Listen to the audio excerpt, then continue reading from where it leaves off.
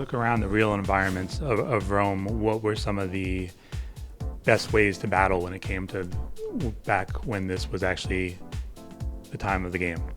Sorry, can you repeat the question? Can you talk about the Roman background and environment and what the best way to battle within that environment would be? Right, so, the Romans in particular were, they were big fans of kind of nice big open field battles because a lot of their fighting style relied on organisation. So, big ordered blocks of troops, right? Iron discipline, incredibly well-drilled soldiers, and lots of veterans as they fought, time and time again. So that really informed the kind of the fighting style of the Romans.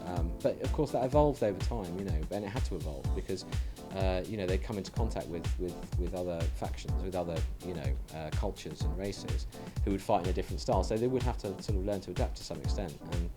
And I think one of the big kind of blows to the Roman military was the Battle of Teutoburg Forest in 9 AD, when they were marching through Germania and were lured effectively by ruse into a kind of ambush situation where the whole Roman column was strung out thin, marching through a forest path, which was the perfect setting for an ambush against Rome, because they didn't have the space to get those organised blocks of troops up. So 3 legions were massacred over the course of 3 days, and it was just, that's what happens when you pull an army out of its comfort zone and make it fight in a way that it's not used to fighting. So. I noticed even in the prologue that you send the troops through the forest, and there's pluses and minuses a lot slower, but then they have the cover. How can environments play into impact the gameplay? In a number of pretty crucial ways, and even more so with Rome 2 actually than previous Total War games, because we now have a line of sight system. So if you're behind a hill, the enemy can't see you, right? So if you've got a scout sitting in a woods on top of that hill, you can see him, but he can't see you. So you can plan you've got the battlefield intelligence, he hasn't. So, that's a kind of key factor. But also, terrain all around is very important. Troops move slowly uphill. They won't hit as hard when they charge if they're charging uphill. They're fighting at a disadvantage if they are downhill from the enemy.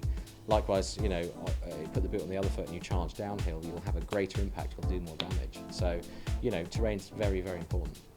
You guys also have naval battles. Can you talk about what that adds, especially from the technology perspective of what you guys have been able to advance? Yeah, sure. The naval battles in Rome 2 are we've evolved the naval system. It works.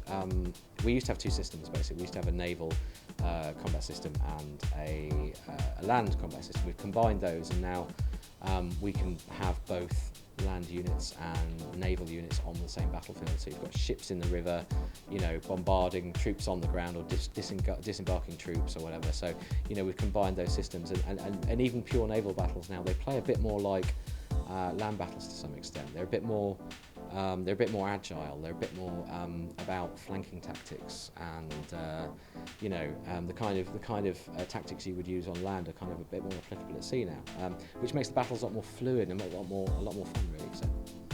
When it comes to technology, can you talk a little about how advances have opened up new gameplay aspects for this game? Yeah, I think just in terms of kind of sheer horsepower of machinery, that's always useful because it means you can do more. You can put more animations into a unit that's fighting another unit.